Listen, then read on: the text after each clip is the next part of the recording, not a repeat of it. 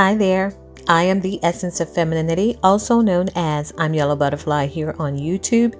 And today my video is going to be just a little bit differently for you. I wanted to do a voiceover only because I wanted to attract more men to this video. And I don't want them to feel that there's nothing that a woman could tell them, because there is a nurturing part, which is the part of the femininity of my coaching that I use to let everyone know this is an inclusive environment, not judgmental.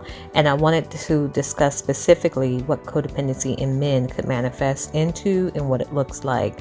But before I go there, many of you have started out with me when I first started my vlog on YouTube in 2020 about my own bout with codependency. And since then, it has led me to become a certified professional life and recovery coach for codependency recovery.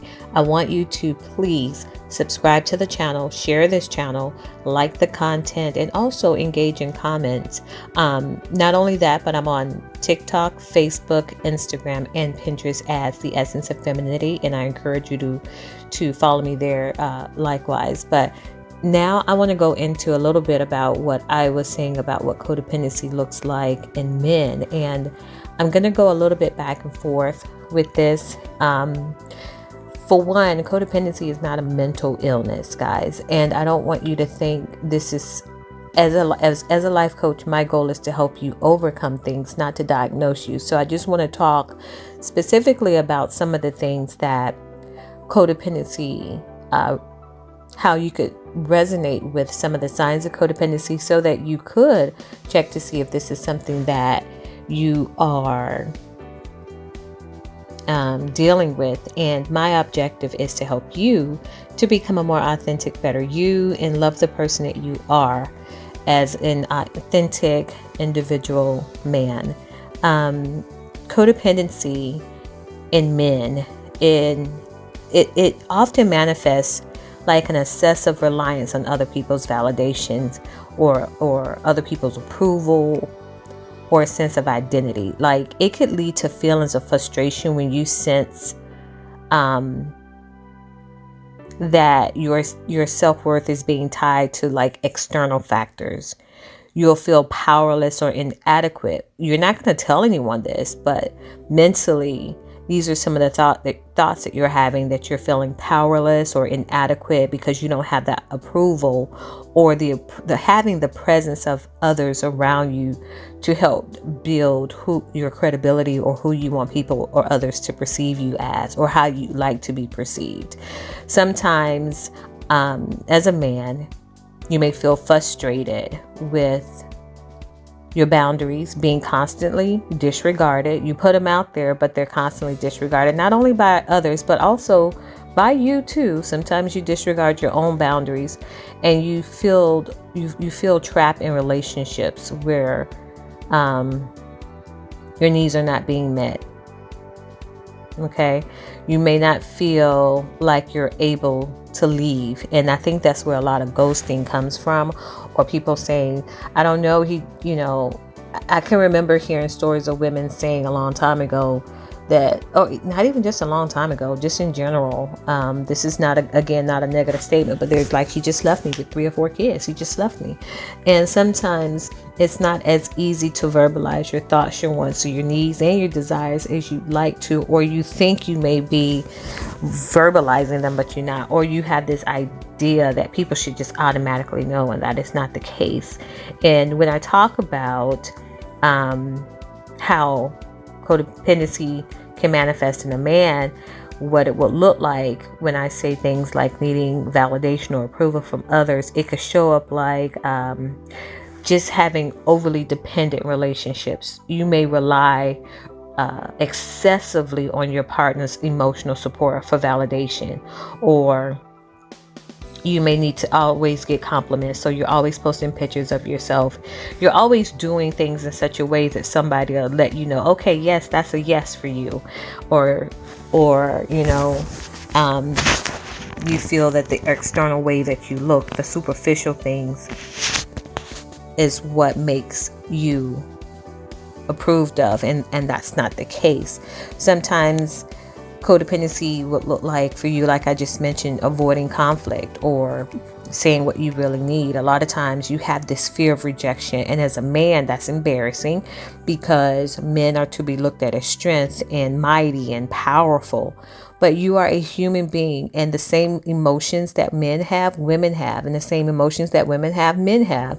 So it's nothing wrong with having that fear of rejection, but you do have a fear of rejection and sometimes abandonment, and that can lead to and because you don't want to feel that, you don't want to tap into it or deal with it, it will cause you to avoid the conflict at all costs and talk about things that's necessary. So in a relationship, when someone is trying to have a very serious conversation or a very deep conversation that may tap into some very strong feelings or conversations, or it may not be all warm and fuzzy, you may want to just escape from that at all costs. Even when it is healthy communication and boundary setting, you still feel uncomfortable having those conversations. And so that's just another example of what I mean about needing the validation and approval. Also, you will overcommit to things.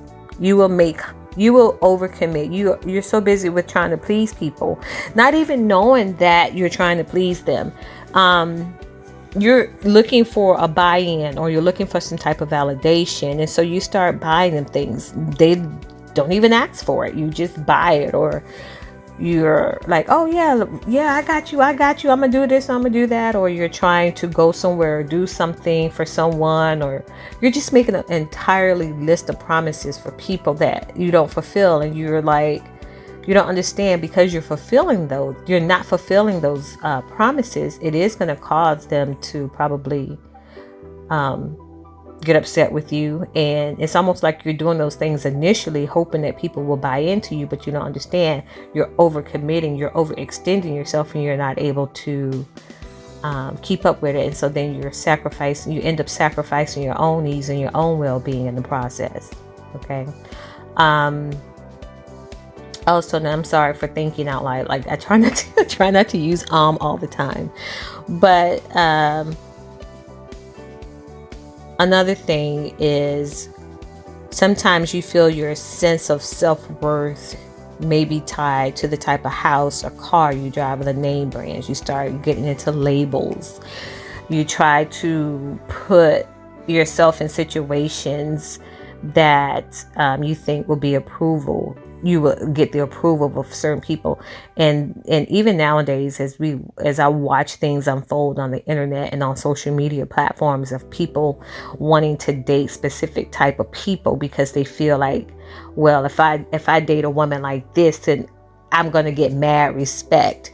You know, it's like, who are you looking? Why is the mad respect, or why is this respect from others so important than you being true to yourself?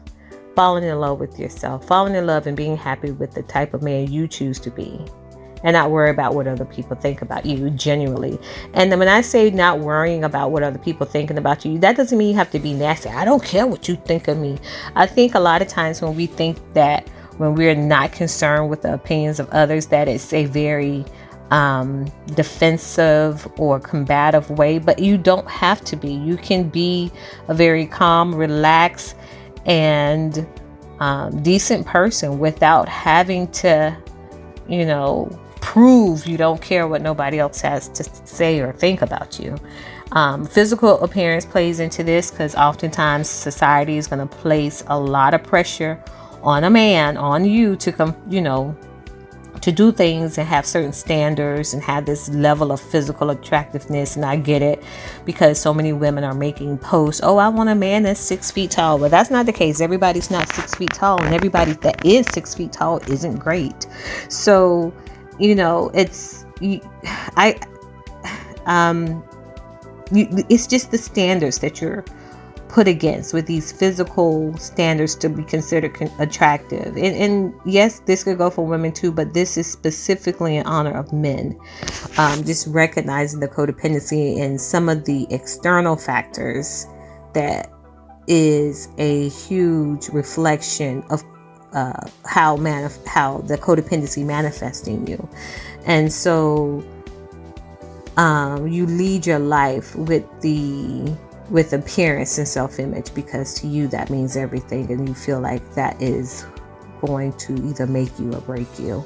And then, just like I just mentioned, as I said, the approval of others. You may see that having the validation that you want from certain women or certain friends or colleagues or a certain race of people or family or partners, that's how you measure your self-worth. And my coaching is to take you away from measuring your self-worth based on the external extremities of everybody else, and just not having that constant need for affirmation and validation from people. Now, trust me, it is always wonderful. We all need a little bit of affirming and validation from others. I mean, babies even need it from the time they exit the womb.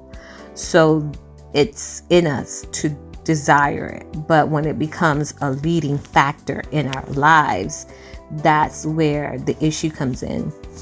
I always like to preface that I am not a therapist. A therapist diagnoses you and tell you some of the things that's going on with you. That's not what I do. I know a lot about different things when it comes to codependency because of my own bout with codependency.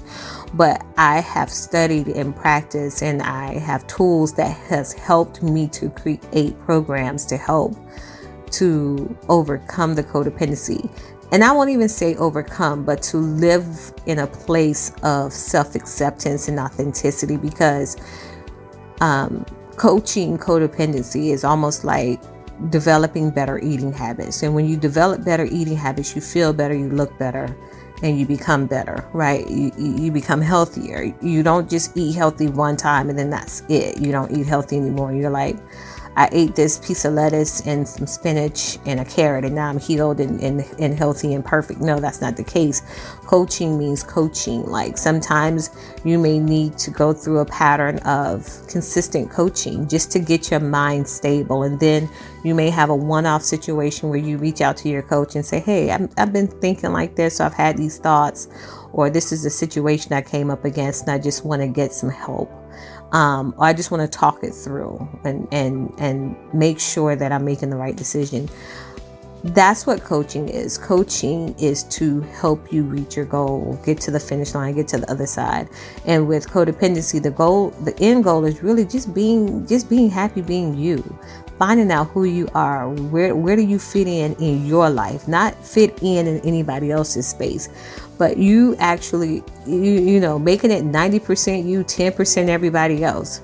So that is what I wanted to go over today when I talked about the codependency in men, because a lot of times when I'm discussing codependency in these videos, it is a reflection of more of what codependency, collectively codependency is what I'm talking about, but it does lean more onto the side of what women go through. So I wanted to dedicate this specifically to you men out there.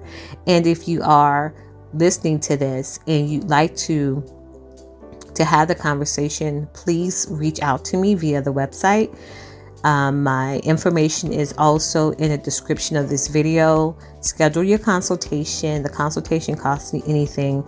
And also consider having a few sessions. If you don't want to tap into the 21-day codependency recovery mastery program, you don't have to, but I highly recommend it. And also having your sessions scheduled subsequently afterwards, just to keep going, just to have that one-off conversation every now and then, because it's necessary and it's important. So that's all I have for today. I want to just say thank you for watching. Thank you for listening to me, because you're not actually seeing my physical face, but I did this intentionally. But I just want you to know that although I'm a woman, the feminine divine within me is willing and ready to help nurture that sense of authenticity and acceptance within you. Again, I am the Essence of Femininity, your certified professional life and recovery coach for codependency recovery. And until next time, take care. Bye now.